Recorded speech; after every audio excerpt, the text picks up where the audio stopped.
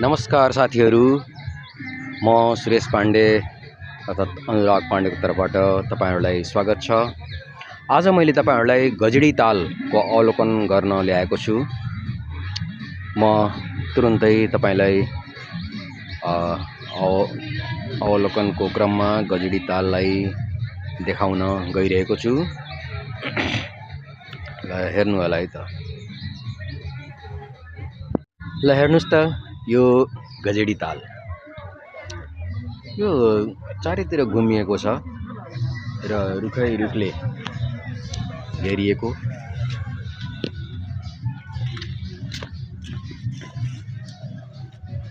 कतैतिर गाउँहरू देखिन्छ भने लगभग चारैतिर जंगलले घेरिएको छ, हेर्न सक्नुहुन्छ। यो चाहिँ ताल यसरी घुमेर गएको छ वरिपरि। ल हेर्नुस्,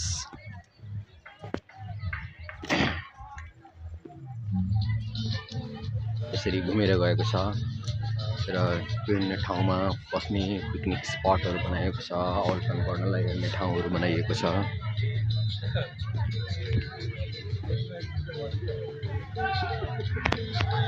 ल हेर्नुस्, घुमेर आएको छ, उता उतासम्म पुगेको छ।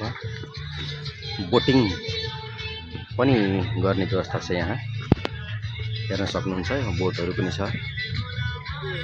ताल अलि पर देखिए पनि यहाँ बोटिङहरू पनि हुने गर्दछ र बाटो पनि निकै राम्रो छ, देख्न सक्छौँ। यहाँ बस्ने सुविधा छ, बाटोहरू पनि निकै राम्रो छ। चारैतिर जंगल छ, जंगलको बीचमा यो गजडी ताल कहीं अग्लो कहीं होचो देखिएको छ। यहाँ विभिन्न ठाउँबाट विभिन्न विद्यालयका विद्यार्थीहरू, विभिन्न सङ्घ संस्थाका मानिसहरू, कर्मचारीहरू, विभिन्न मानिसहरू एज अ पर्यटकको रूपमा, एज अ पिकनिक मनाउने क्रममा आउनु हुन्छ। हेर्नुहोस्, त्यहाँ उता पनि जंगल रहेको छ। जंगलभित्र पनि केटाकेटीहरू घुम्न आउने, पिकनिक मनाउन आउनेहरू घुमिरहेको देख्न सक्नुहुन्छ। र ठाउँ ठाउँमा पिकनिक स्पट रहेको छ, सुविधा सम्पन्न छ। पानीको व्यवस्था पनि राम्रो छ। विभिन्न समूहले आफ्नो स्पट लिएर, आफ्नो सेड लिएर मनाइरहनु भएको छ, पिकनिक रमाइलो गरिराख्नु भएको छ। लाग्ला रुखहरू यो बाटोको दुवैतिर रमाइलो देखिएको छ।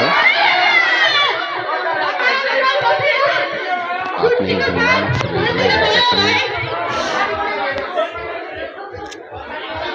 यहाँबाट पनि देखिएको छ।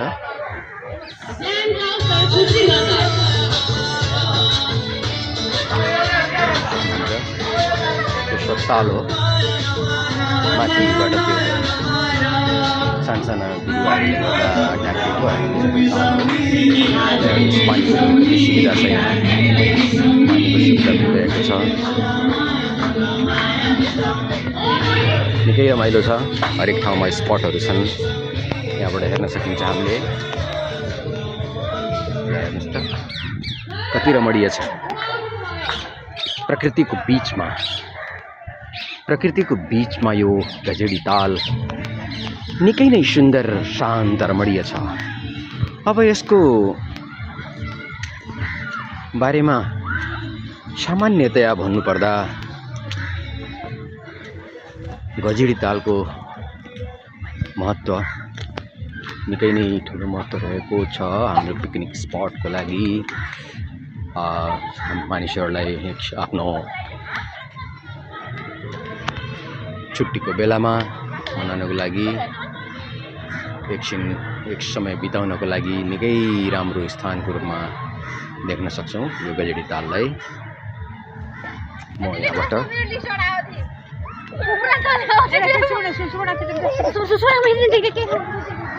हेर्नुहोस्, निकै रमाइलो छ गजडी ताल। हेर्नुहोस् त, वहाँसम्म पुरा राउन्ड छ गजडी ताल, हेर्न सक्नुहुन्छ। यसरी राउन्ड गएको छ गजडी ताल, यसरी घुमेर गएको छ। र त्यहाँ अगाडि हेर्न सक्नुहुन्छ, रोक्नुहोस् है, म तपाईँलाई देखाउँछु। बुद्ध बिचमा, तालको बिचमा भगवान बुद्धको स्ट्याचु पनि रहेछ, हेर्न सक्नुहुन्छ त्यहाँ है। अब गजडी ताल कहाँ छ भन्ने क्रममा यो महेन्द्र हाइवे भन्दा 3 किलोमिटर दक्षिणमा रहेको छ र यसको यो गजडी तालको एरिया भन्ने हो भने 4.5 किलोमिटर स्क्वायरमा रहेको छ। स्क्वायर किलोमिटरमा 4.5 स्क्वायर किलोमिटरमा रहेको छ यो। र एउटा अत्यन्तै सुन्दर, रमणीय र शान्त वातावरण भएको ठाउँ, जहाँ मानिसहरू प्रकृतिको काखमा रमाउन चाहन्छन्, आफ्नो बिदाको समय यहाँ बिताउन एकदम मन पराउने र एज अ पिकनिक स्पट एकदम एउटा राम्रो ठाउँ, प्रकृतिले सिँगारिएको ठाउँ भन्न सकिन्छ जसलाई। चारैतिर जङ्गल, बिचमा ताल, र यहाँ अझ यो विभिन्न पिकनिक स्पटहरू, सेडहरू बनाइदिएर, पानीको सुविधा गराइदिएर, शौचालयको सुविधा गराइदिएर यसलाई अझै राम्रो बनाइएको छ। हेर्नुहोस् त, शौचालय हो, त्यहाँ शौचालय देख्न सक्छौँ, विभिन्न ठाउँमा छन्। र यो हाम्रो गौतम बुद्ध, लर्ड बुद्धको जन्मस्थल लुम्बिनीको गेटवेको रूपमा पनि रहेको छ। लुम्बिनीको नजिकै रहेको द्वार, गेटवे, प्रवेश स्थलको रूपमा पनि रहेको छ। यो ताल एकदम नजिकै छ, त्यसले गर्दा पनि यो तालको महत्त्व बढेको छ। जसरी गौतम बुद्ध जो शान्तिका अग्रदूतका रूपमा चिनिनुहुन्छ, उहाँकै प्रभाव होला सायद यो ठाउँ, यो गजडी ताल निकै नै शान्त रमणीय छ। अब गजडी ताल नै किन रहन गयो त नाम भन्दाखेरि, यहाँ यो ठाउँ गजडी भन्ने ठाउँमा अवस्थित यो ताल भएको हुनाले यस तालको नाउँ गजडी ताल हुन गएको भनिन्छ। यसरी हामी हेर्न सक्छौँ गजडी ताल। ल हेर्नुहोस्, यो हो गजडी ताल।